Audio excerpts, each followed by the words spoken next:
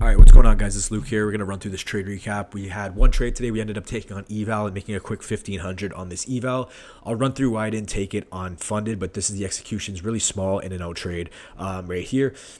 Basically, coming into the day, I wanted to see this higher time frame get rebalanced. We had been selling off like crazy overnight. We had these 4-hour gaps up here, and right below this 4-hour gap, we had London high resting right here. So this green line right here. So I figured we would see potentially if we could see a rebalance or catch continuations into this 4-hour gap, or if we had manipulation lower, we would want to see longs. So coming into the day, my plan or my favored idea was to see this low right here, which was the 5 a.m. low, which is right during London, technically London low. I want to see this get swept below, and then we were going to look for continuations back up.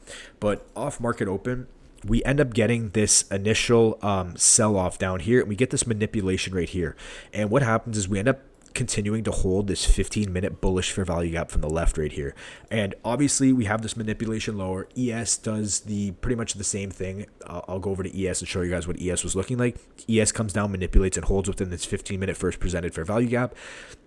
And we start to get reactions to the upside. The reason for me not wanting to take this unfunded was because I would have preferred to see this low get swept below and then a reaction up. We're kind of delivering from nowhere. Even though we're delivering out of that 15-minute first presented, it's still technically good. But just for me, I just preferred, I want to just take this on eval. Just in my experience, that's just what I wanted to, I preferred to do at that point. So on the 5-minute, we end up getting this strong bullish close to the upside breaking structure at about on the 940 candle.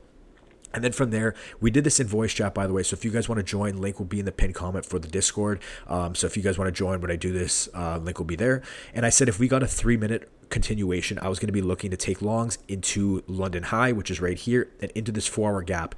And in the 4-hour gap, we had CE, which was lining up with this 1-hour fair value gap CE as well. If you overlap them right there, you can see the CE points are pretty much at the exact same point. So again, we're delivering out of a 15-minute first presented fair value gap after manipulating these lower time frame lows. ES is doing the same thing. On the 5-minute, we end up getting a shift in order flow. We break structure to the upside. And I'm saying if we get a 3-minute pullback into a 3-minute bullish fair value gap or a 5-minute, whatever, I'm going to be looking for a continuation to the upside. So I mark out this 3-minute bullish FVG right here. And right here, we get a nice pullback and we come down and we respect to the tick perfectly this 3-minute CE of this bullish fair value gap right here. So at this point, again, this is eval, so I'm willing to take a little bit more of a risky entry. So I take the entry as soon as this next 1-minute candle starts to push up. So I get a little bit of a late fill. I get in at about 748. As this candle is starting to print up, I see that we're respecting out of this bullish FEG. I run stops wider. I run them below the 3-minute body down here. And my idea was to target up into the CE of this gap. And I let this play out, and I ended up closing in and around here because I hit the 1500 consistency. As you guys can see on the eval, I got out a lot earlier. And that's the only reason why. If I was able to hold this, I would have held to 4-hour CE, which would have gave about a 1.96 R. So just under 2 R on this trade.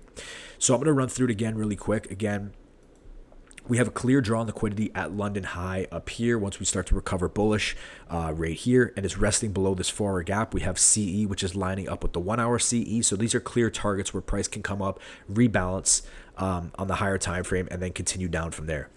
We come down off of market open. We manipulate these lows. We tap into this 15-minute first presented fair value gap. We go over to the 5-minute.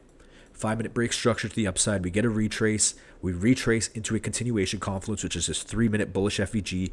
We respect the CE point. I give stop some room. I run it below this 3-minute body down here, and I basically target London high and into the CE. Again, I close out in and around here because I'd hit the 1500 for the MFFU consistency.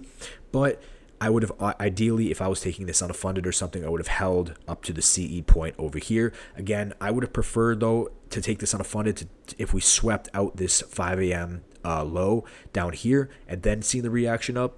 But since we kind of delivered and we edged that low and we kind of left equal lows, I really didn't have too much confidence in this. Is a little bit more of a risky trade, but that's going to wrap it up for me, guys. Hope you guys enjoyed this one. I'm going to go over like in written form in the Discord, the trade recap as well. So if you guys want to check that out, link will be in the pinned comment. Again, we did this in voice chat. So if you guys want to join, link will be in the pinned comment. And as well, if you guys need a sign up link for Alpha Futures, 10% off, links down there as well. So that's going to wrap it up for me, guys. Hopefully we catch something for the rest of the week. I think we got some red folder tomorrow, but that's it for me, and I'll talk to you guys in the next one. Peace.